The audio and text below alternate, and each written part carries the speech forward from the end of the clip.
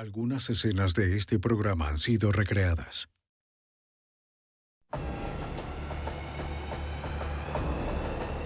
En la cúspide de su popularidad, la exótica compañía de bailarines masculinos Chippendales se presentaba ante multitudes. La gente de todo el país gastaba millones de dólares para verlos.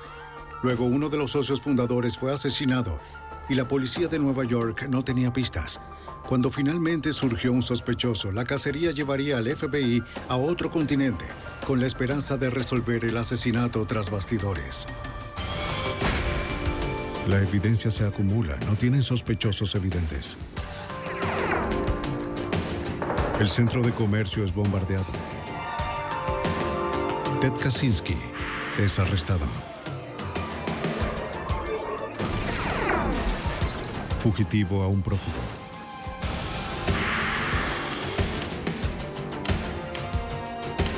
Los archivos del FBI. En los años 80, dos socios crearon un club nocturno que les traería riqueza y fama internacional. El fenómeno del club masculino prometía a las clientas diversión y emoción, pero las brillantes luces escondían un lado oscuro. Soy Jim Karlstrom, exdirector del FBI en Nueva York. El FBI lanzaría una operación encubierta en 2 continentes para capturar a un hombre que mató con fines de lucro. Asesinato tras bastidores. La ciudad de Nueva York es famosa por su tradición en el mundo del espectáculo. Productores que buscan su próximo éxito alquilan cientos de oficinas en un radio de 4 cuadras de Times Square.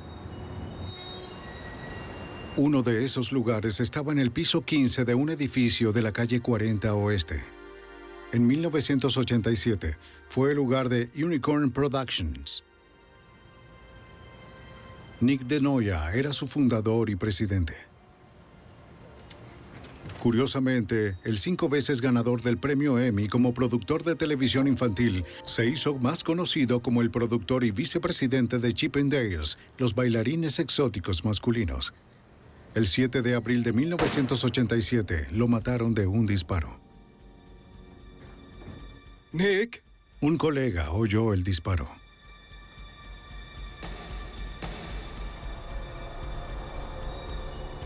Encontró a DeNoia muerto en el suelo y llamó al 911.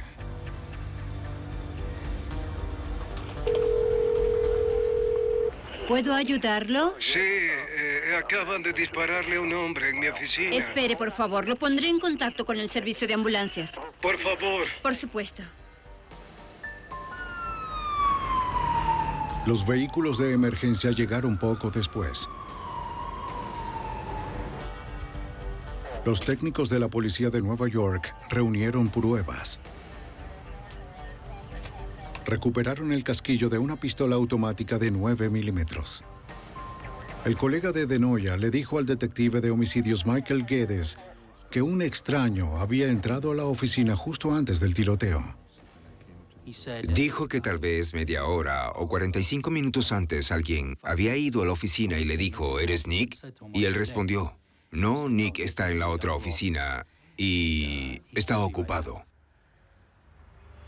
Sin levantar la vista, el socio le señaló la oficina de DeNoia al hombre. Nunca vio la cara del desconocido. El testigo le dijo a los detectives que momentos después vio al mismo hombre en el baño.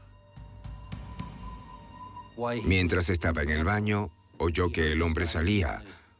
Unos segundos después, escuchó que se abría la puerta de su oficina. Luego sonó un disparo. El último sonido que oyó el testigo fue la puerta de salida de la escalera abrirse y luego cerrarse. El detective Guedes siguió el rastro del asesino, con la esperanza de encontrar algo en el camino que revelara su identidad. Tomé la ruta que pensé que el tirador habría podido tomar para ver si había alguna evidencia o algo. Bajé corriendo por los 15 pisos. Cuando llegué al final, había 2 salidas. Una conducía a la zona del vestíbulo y otra al área del montacargas. Salí del área del montacargas, luego volví a entrar y salí de nuevo por el vestíbulo, solo para tener una idea de la escena. En la planta baja, los detectives investigaron el área de carga.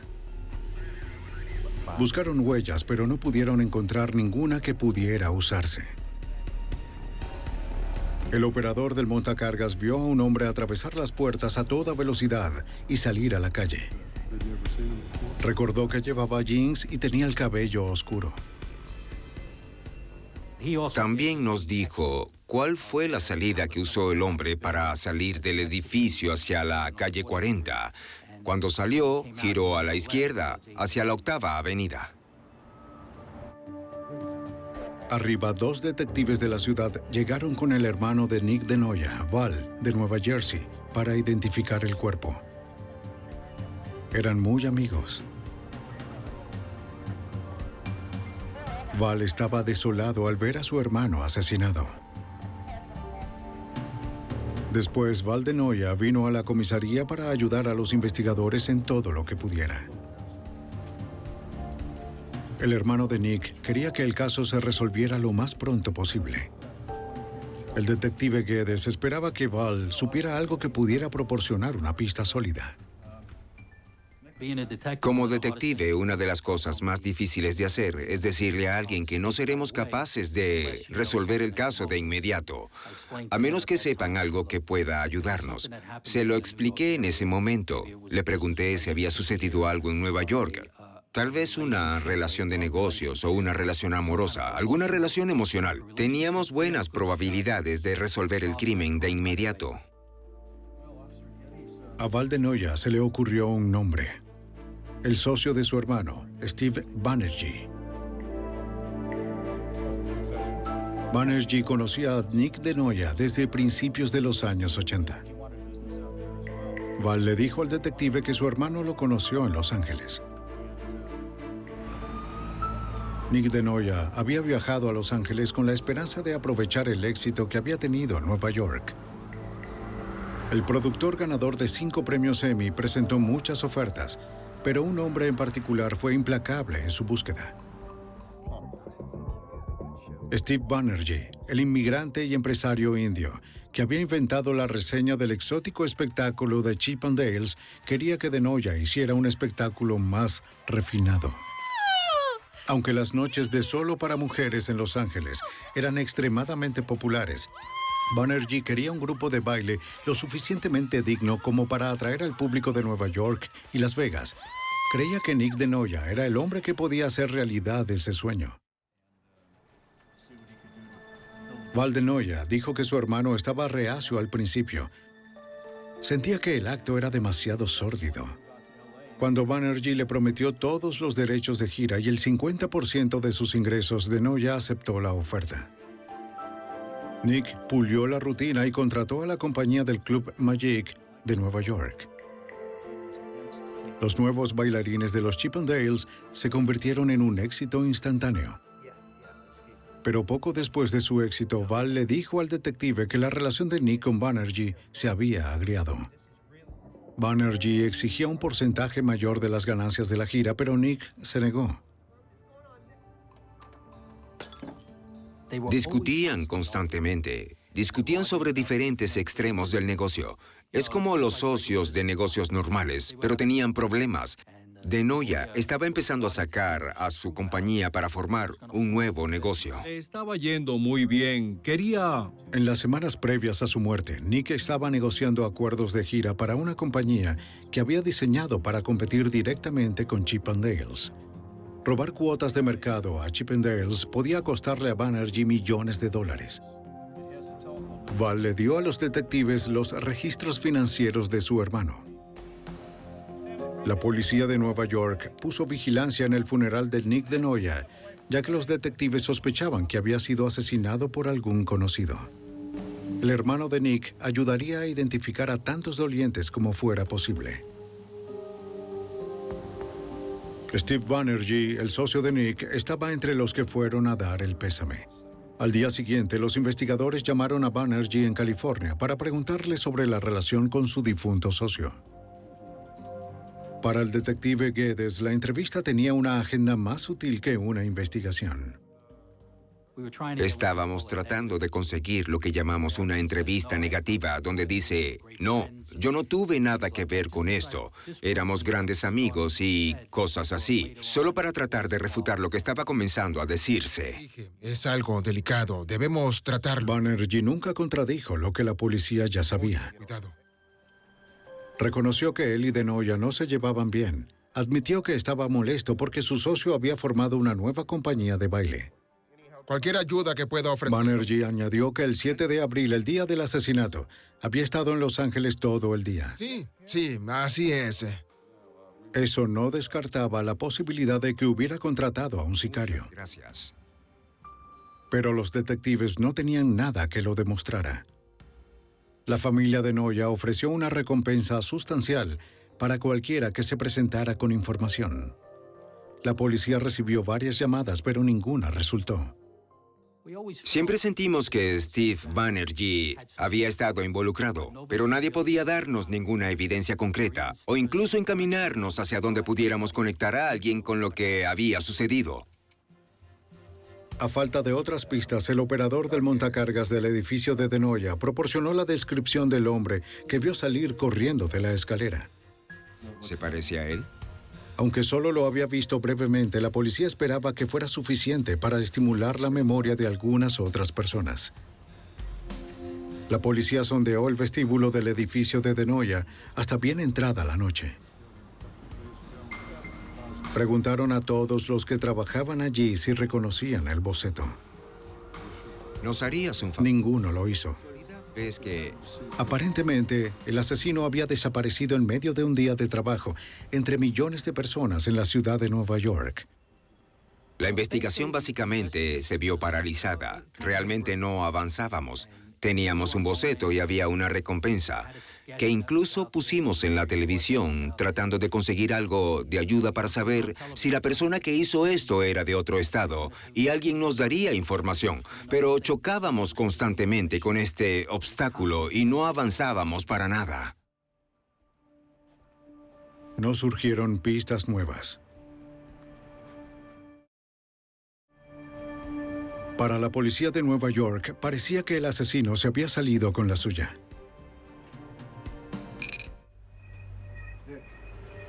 Habían pasado 4 años desde que el coreógrafo de Chippendales, Nick Denoya, había sido asesinado en su oficina de Manhattan. El caso seguía sin resolverse. Luego, en julio de 1991, a más de 4,000 kilómetros de distancia, el agente especial Dan West de la oficina del FBI en Las Vegas recibió una llamada. Era un hombre que afirmaba haber sido contratado para matar a 2 personas por $25,000. Al momento no estaba seguro de si era una broma o no. No es extraño que el FBI, especialmente en Las Vegas, los fines de semana, reciba llamadas de broma. La gente consume mucho alcohol, así que le pedí que me diera detalles específicos del supuesto asesinato premeditado. La persona que llamó dijo que un hombre llamado Ray Colón lo había contratado para matar a 2 directores de una compañía de bailarines exóticos que estaba de gira por Inglaterra. Eran competidores de los bailarines de los Chippendales. La fuente dijo no saber por qué Colón los quería muertos, pero que por alguna razón el posible asesino había decidido no hacerlo. No estoy seguro si la fuente se retractó por ser un buen samaritano o porque se acobardó. Voló a Inglaterra y luego regresó a Estados Unidos casi de inmediato. Y creo que llegó a Los Ángeles y condujo a Las Vegas básicamente para esconderse. El agente le dijo a la fuente que se reuniera con él en la oficina el día siguiente a las 5 de la mañana. Necesitaba confirmar su historia de alguna manera. Los bailarines. También dijo que había trabajado anteriormente como informante con la DEA y me dio el nombre de un agente en Houston que podría responder por él. Los Ángeles. El agente de la DEA confirmó que había trabajado con la fuente e insistió en que el hombre era de confianza. Después de que el FBI dispusiera la protección de las posibles víctimas en Inglaterra, el informante describió el plan. Los preparativos se hicieron unos días antes en la casa de Los Ángeles de su antiguo casero, Ray Colón, el hombre que lo había contratado. Colón llevó al posible asesino a su garaje, donde conocieron al cuñado de Colón, que había regresado recientemente de hacerles reconocimiento a las víctimas en Inglaterra. Escucha, queremos... Le dijo al informante que podría encontrar sus objetivos en la ciudad de Blackpool. El 20 de julio, los bailarines exóticos tenían programado actuar allí ese día. Debido a las estrictas leyes de armas de Inglaterra, el contrabando de armas estaba fuera de discusión. En vez de eso, Colón ordenó al asesino que matara a sus víctimas con una inyección letal. Para hacer el trabajo Mezcló una muchas veces- dosis de polvo de cianuro en un pequeño frasco. Pensaba que podría pasar de contrabando por la aduana en una botella de gotas para los ojos. El agente necesitaba algo más concreto que la declaración de un informante para arrestar a Rey Colón. Accedió a grabar a Colón. El sicario reformado llamaría a Colón y fingiría que aún estaba en Inglaterra. Lo que intentábamos obtener de las conversaciones era prueba de que Colón formaba parte del plan para matar a las dos víctimas, y si no, que era quien lo había ideado. Teníamos la información de la fuente, pero teníamos que verificarla a través de las grabaciones.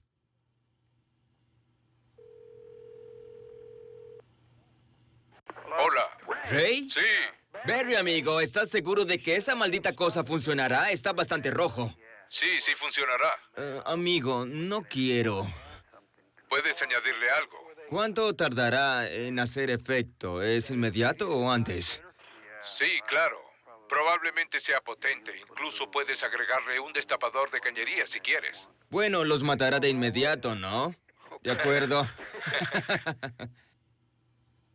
Fue evidente desde el principio que el Rey Colón no solo había sido partícipe en el plan, sino que en realidad había sido el director del mismo. Colón le proporcionó a la fuente numerosas sugerencias sobre la mejor manera de matar a las víctimas.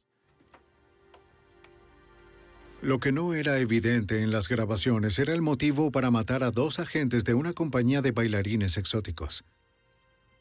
¿Sabes quién contrató a Durante las conversaciones, Colón había hecho referencia a un tercer hombre que estaba proporcionando el dinero para el doble asesinato. Pero el informante le dijo al agente West que no sabía su nombre. 2 días después, el miércoles 25 de julio de 1991, un juez federal en California estaba convencido de que el FBI tenía suficiente causa probable para registrar la casa de Colón en Los Ángeles. A Colón le sorprendió la orden judicial. La búsqueda de los agentes estaba limitada al cianuro, registros de viajes a Inglaterra y correspondencia que podría vincular a Colón y a su cuñado con el intento de asesinato. En el dormitorio encontraron volantes para la gira de bailarines exóticos en Inglaterra. También encontraron 2 pistolas en un cajón. Los registros indicaban que Rey Colón las había comprado legalmente. Como la orden no especificaba armas, estas no se incautaron. En el garaje, los agentes encontraron algo que sí especificaba la orden: una bolsa llena de cianuro. Corroboraba la historia del informante. De esto era que hablaba. Entonces, un agente encontró algo que resolvería el caso. Durante el registro encontramos la agenda de Colón y el agente especial Andy Stefanak de la oficina de Los Ángeles estaba revisándola y se fijó en el nombre de Steve Banerjee. El agente West también descubrió que Steve Banerjee, el reconocido dueño del club Chippendales en Los Ángeles, había llamado a Colón recientemente. Los registros de llamadas mostraban varias conversaciones, varias llamadas entre Banerjee y Colón. Además, ese mismo día recibimos los resultados de las entrevistas de la policía británica con las posibles víctimas, y ambos indicaron que Steve Banerjee era la única persona en la que podían pensar que tendría motivos para matarlos, o incluso que querría matarlos. Los dos directores de la compañía de bailarines rival creían que Banerjee los quería muertos para evitar que compitieran con Chippendales. Este fue el mismo motivo que las autoridades de Nueva York tenían para el asesinato del ex socio comercial de Banerjee, Nick DeNoia. Los agentes llamaron al detective de homicidios Michael Guedes de la ciudad de Nueva York para averiguar más sobre el asesinato de DeNoia ocurrido 5 años atrás. De repente, recibí una llamada del FBI. Me emocioné mucho en ese momento, porque ya habían pasado unos 5 años y medio. Parecía que tendríamos la oportunidad de darle a la familia su paz final.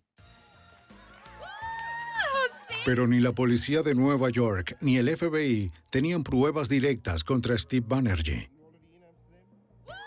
Y los agentes aún no estaban seguros de si Colón podría ayudar en la investigación del asesinato. En ese momento no sabíamos si Colón había estado involucrado o no en el asesinato de Nick DeNoia. El retrato hablado se parecía a Colón, pero no era igual. A pesar de su incertidumbre sobre el papel de Colón en el asesinato de DeNoia, tenían pruebas sólidas contra él por conspiración para cometer asesinato. El FBI creía que hablaría si se veía ante una condena en la cárcel. Colón sabía que tenía que pagar, no había ninguna duda al respecto. Lo atraparon con las manos en la masa planeando el asesinato de 2 individuos. Tuvo que aceptar el hecho de que iba a pagar durante un tiempo, pero que pasaría mucho menos tiempo en la cárcel si trabajaba con nosotros. El 2 de agosto de 1991, los agentes arrestaron a Colón y a su cuñado por conspiración para cometer asesinato. El arresto de Colón aumentaría la presión para decirle al FBI lo que sabía sobre Steve Banerjee y el asesinato del socio de Banerjee, Nick DeNoia. Pero el FBI no contaba con que el arresto de Colón haría que Steve Banerjee, dueño de Chippendales, fuera mucho más escurridizo. En agosto de 1991, el FBI arrestó a Ray Colón y a su cuñado en Los Ángeles por conspiración para cometer asesinato. Sus 2 objetivos, que escaparon ilesos, eran los directores de una compañía de bailarines exóticos de gira por Inglaterra. Los agentes creían que un tercer hombre los había contratado para matar a los hombres, Steve Banerjee, creador de Chippendales. Cuidado con la cabeza. El agente especial Dan West necesitaba más que una corazonada para arrestar a Banerjee. Esperaba que Ray Colón le proporcionara algo más concreto. Sabía que su mejor oportunidad para conseguir un buen acuerdo era cooperar con el FBI. Nos había indicado que solo teníamos una pequeña parte de la historia. Tomó una hoja de papel y dijo, ahora mismo tienen esto y puedo darles toda la página. Ustedes saben que él está... Como sospechaban los agentes, Colón admitió que Steve Banerjee era el hombre que lo había contratado para llevar a cabo los asesinatos. También le dijo a los agentes que el dueño del club Chippendales había ordenado el asesinato de su compañero Nick DeNoia en Nueva York 5 años atrás. Para que consideraran una sentencia menor, Colón firmó una oferta, aceptando ayudar al FBI a reunir suficientes pruebas para arrestar a Banerjee. El agente especial Scott Garriola, de la oficina del FBI en Los Ángeles, se enteró de que la asociación de Colón con Banerjee había comenzado por casualidad hacía más de una década.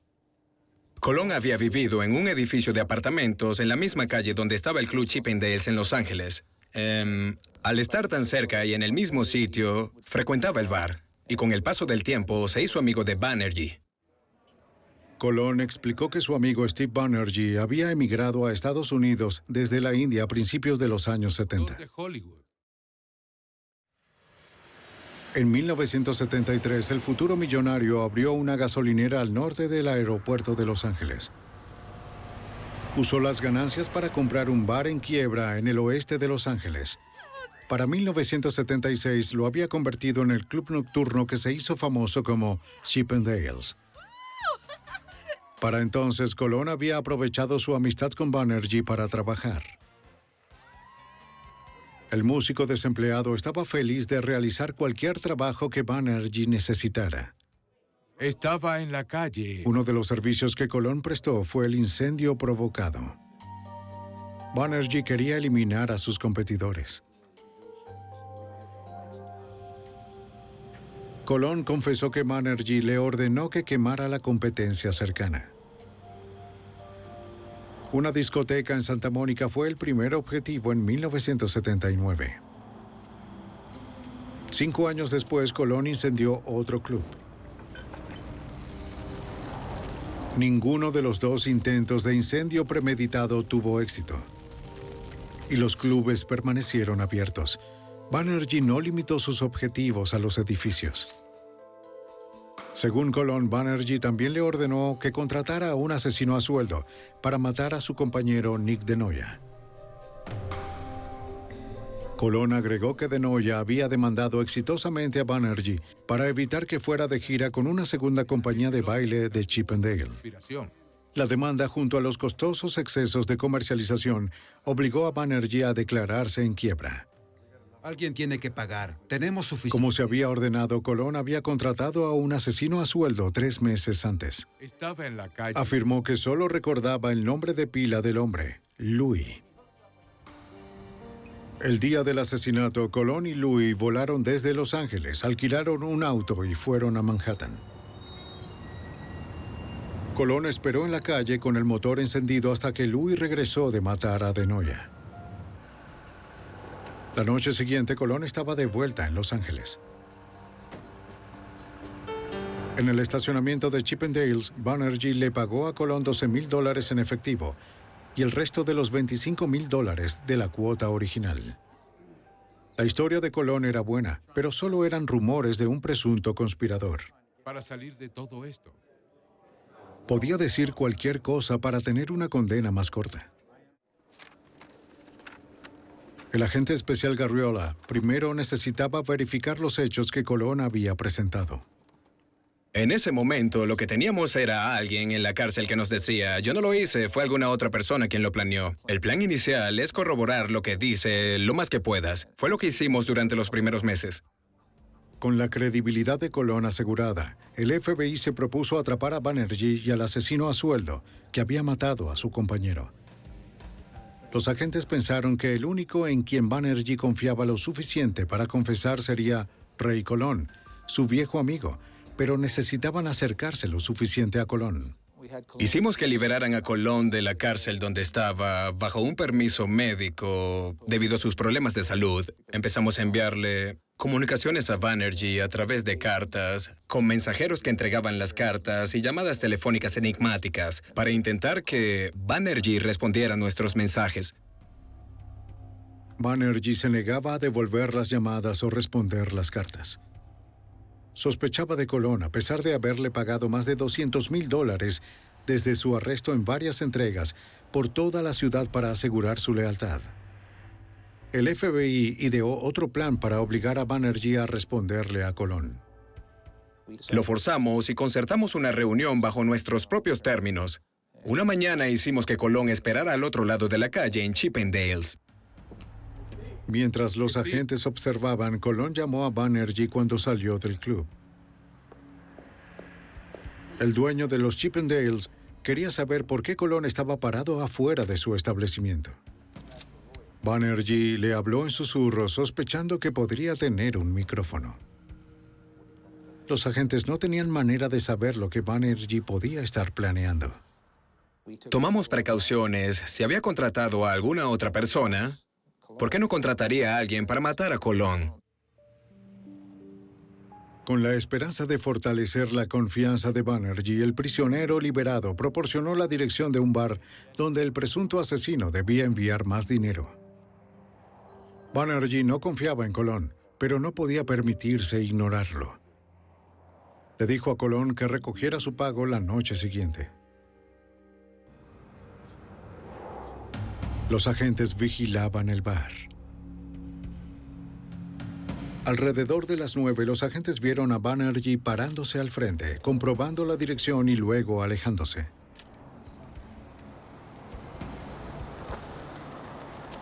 Poco después, un mensajero entregó un paquete. Los agentes entraron a buscarlo. Cuando contactamos a la empresa de mensajería que había enviado el paquete, nos dijeron que el lugar donde se recibió era una pastelería justo al lado del edificio donde los bailarines de los Chippendales estaban practicando y ensayando. De vuelta en las oficinas del FBI, los agentes abrieron el paquete sin saber lo que podría haber adentro. Contenía $14,000. El dinero significaba que Banerjee mantendría cerca a Ray Colón. Pero los agentes no sabían si Banerjee hablaría o si encontraría al asesino a sueldo conocido solo como Louis.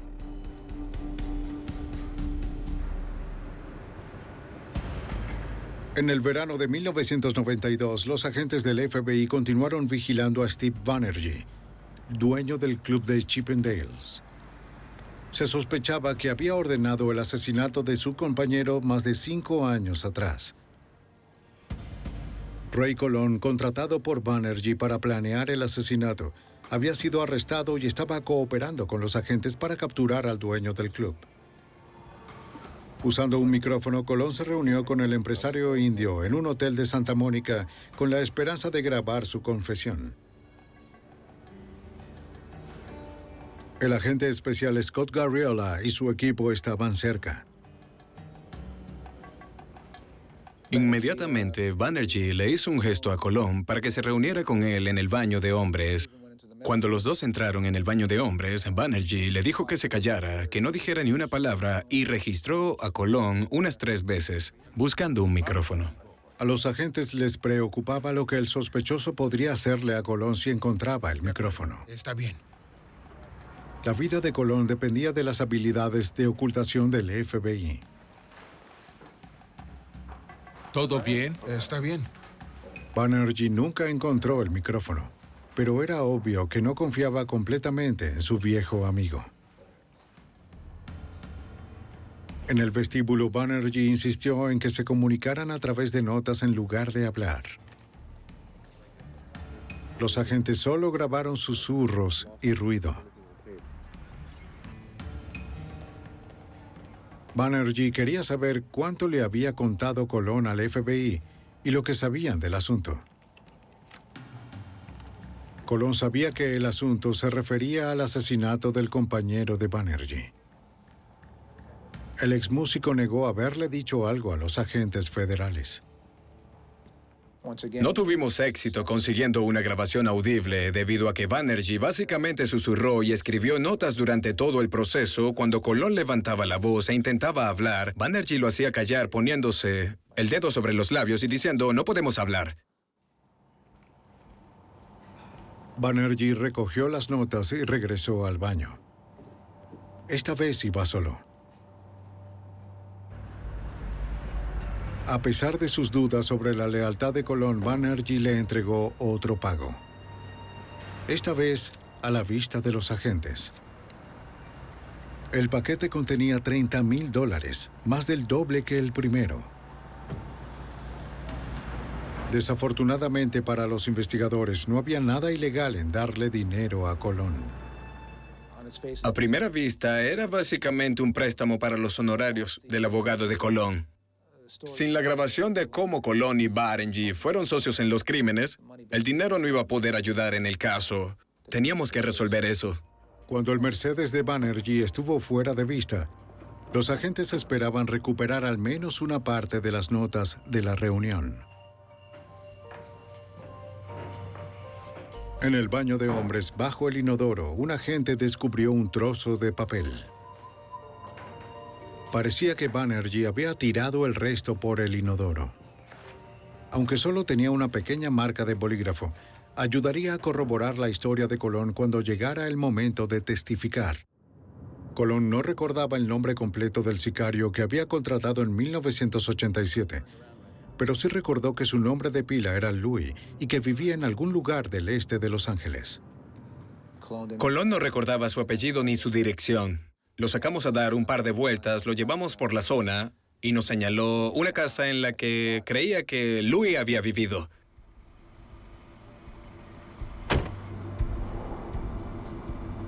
El recuerdo de Colón resultó ser correcto.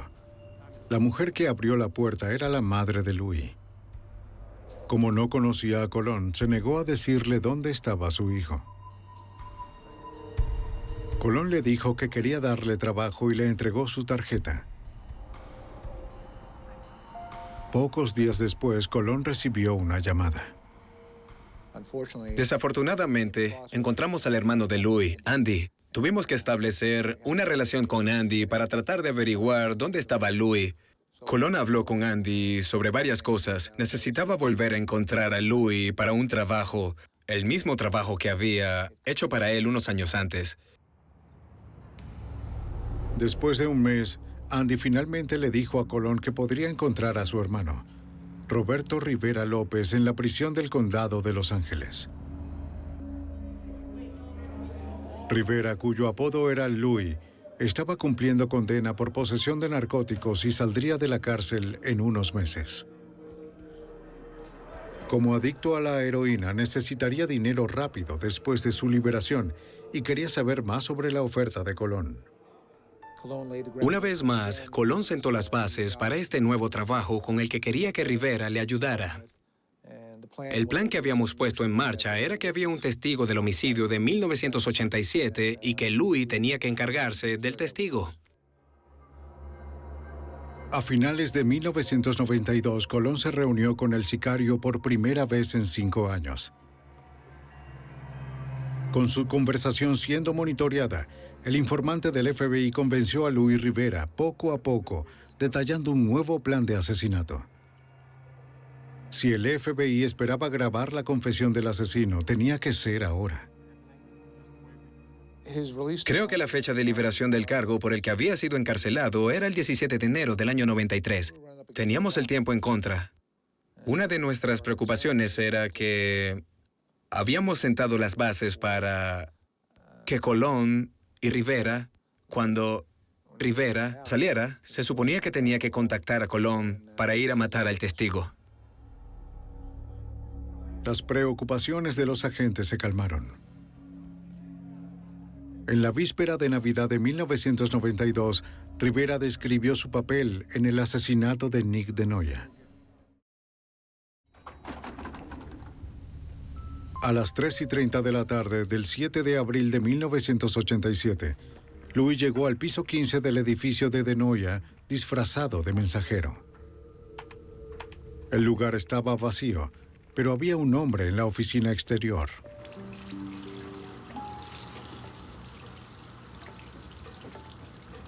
Momentos después, cuando el colega entró en el baño de hombres, Louis salió para matar a DeNoia, pensando que no habría más testigos del crimen. Encontró al productor en su escritorio, sacó una pistola de 9 milímetros semiautomática y disparó a 1 metro de distancia. El FBI lo había grabado todo. Ray Colón habría cumplido con la mitad de su acuerdo con el FBI para recibir la consideración de sentencia por su cargo de conspiración para cometer asesinato. Igual que antes. La otra mitad dependía de su capacidad para obtener una confesión grabada del hombre que había ordenado el asesinato de DeNoia, su viejo amigo Steve Banerjee. De acuerdo, gracias. Hasta ahora, más de 1 año después de su arresto, Colón no había podido hacerlo.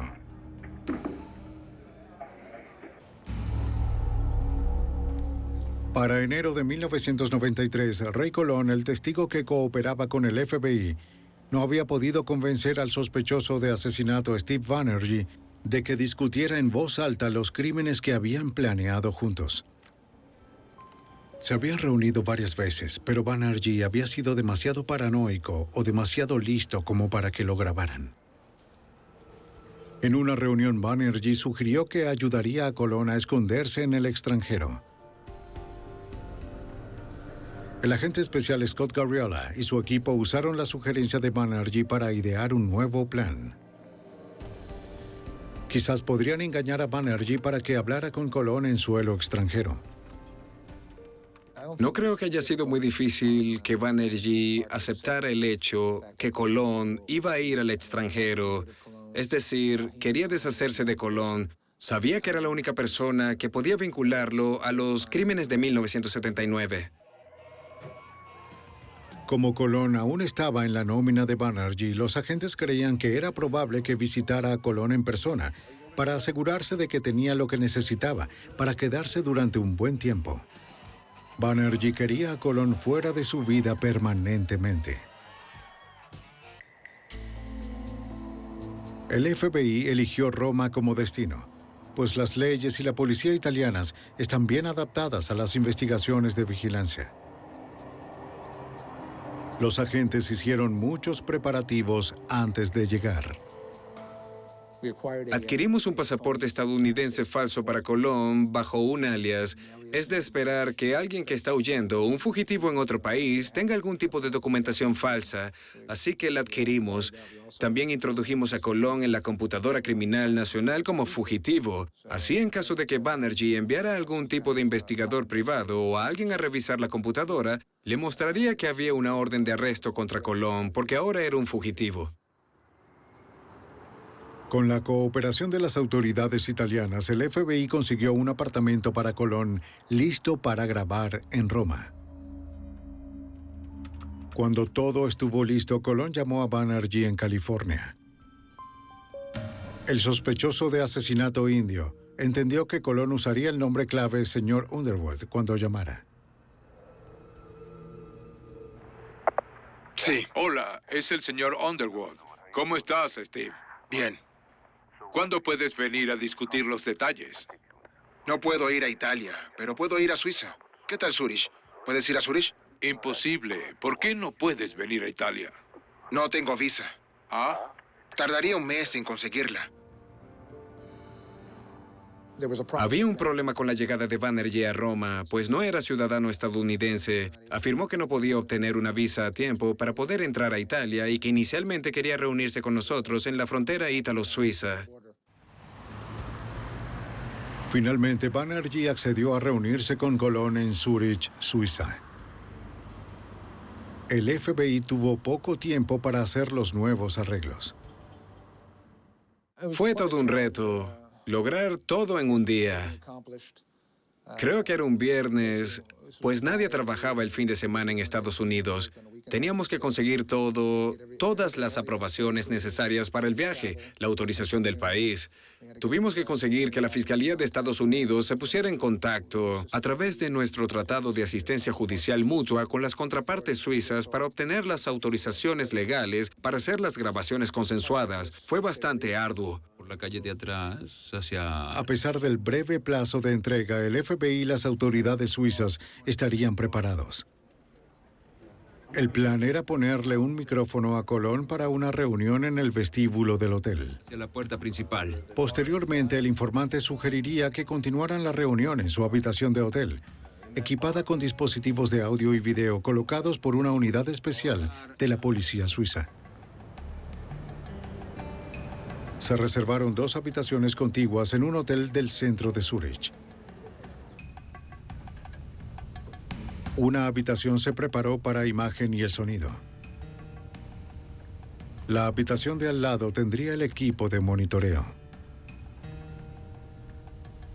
Los agentes esperaban que esta vez sus esfuerzos fueran finalmente recompensados con la grabación de la confesión de Banerjee. Desde el momento en que llegara al aeropuerto de Zúrich, Steve Banerjee estaría bajo una constante vigilancia policial. El plan era que Colón llamara a Banerjee y organizara una cita en otro hotel en la noche.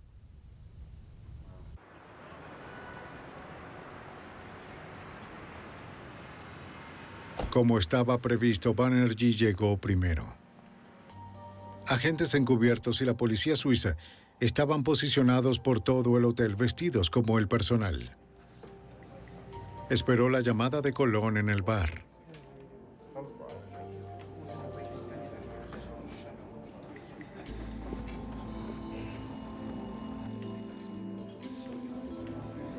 En el momento justo, sonó el teléfono. ¿Hola? Colón estaba en camino. Esta era la mejor oportunidad para que el FBI consiguiera la grabación que tanto habían esperado.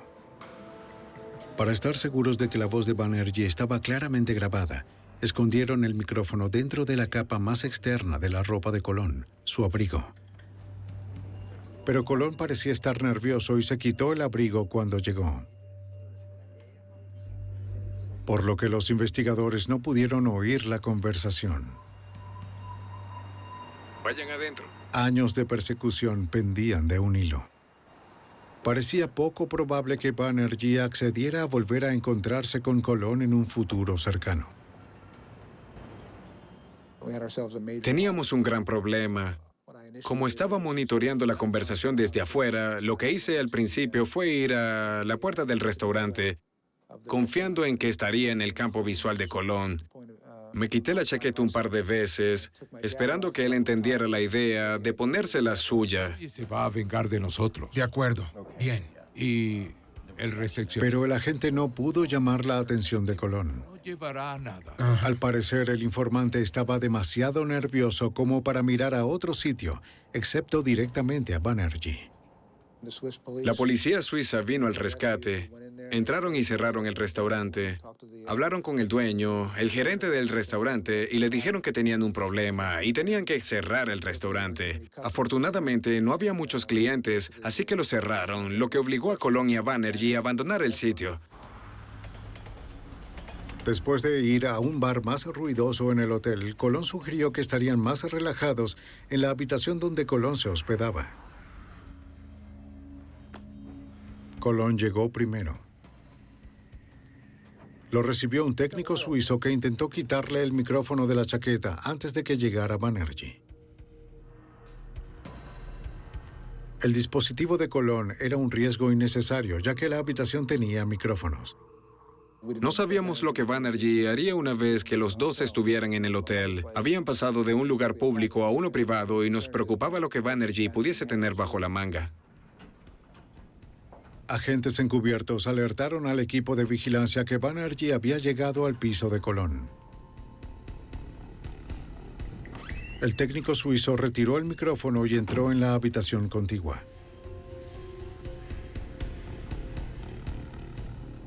Colón apenas tuvo tiempo para servirse un trago antes de que llamaran a la puerta.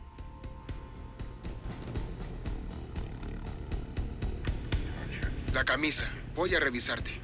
Lo primero que hizo Banerjee fue revisar si Colón tenía micrófonos. No encontró ninguno y comenzó a relajarse. Colón le sirvió un trago. A plena luz del día. Entonces su viejo amigo entró en confianza.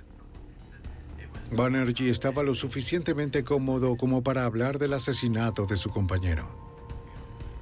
Mencionó los $25,000 que pagó por el hecho. Bien. Me parece una... También hizo comentarios sobre los hombres que ordenó matar en Inglaterra. Incluso habló con Colón sobre los incendios que había apagado en 1979. Después de 5 años y medio y más de 9,000 kilómetros de distancia de la escena del crimen, la perseverancia del FBI finalmente había dado sus frutos. Por fin lo tenían todo grabado y Colón se ganó la libertad condicional. Ese fue el golpe de gracia. Eso fue todo. Teníamos exactamente lo que necesitábamos. Corroboramos todo lo que Colón nos había dicho, cada palabra, cada punto y cada coma que nos había dicho. El 2 de septiembre de 1993, Steve Banerjee fue arrestado por crimen organizado y asesinato en primer grado frente a su club de Chippendales en Los Ángeles. Ante una condena perpetua, la defensa de Banerjee ofreció a los abogados del Estado condiciones para un acuerdo. Banerjee se declararía culpable de los cargos y perdería su interés en Chippendales para que su sentencia fuese considerada. El Estado de Nueva York aceptó, sugiriendo 26 años en una prisión de máxima seguridad. Pero para Banerjee el castigo era demasiado severo. En octubre de 1994, el día de su sentencia lo encontraron ahorcado en su celda. Michael Guedes, el detective de la ciudad de Nueva York que había investigado el asesinato de Nick DeNoia 6 años antes, se alegró de ver el caso cerrado. Desde que Steve Banerjee fue arrestado y Colón había confesado, noté un cambio en Val DeNoia y su esposa. No podía ver la paz en sus rostros. Se podía ver cómo la alegría regresaba a sus vidas. Steve Banerjee había emigrado a Estados Unidos para cumplir sus sueños de éxito. Cegado por su búsqueda, confundió el poder y la acumulación de riqueza con el sueño americano.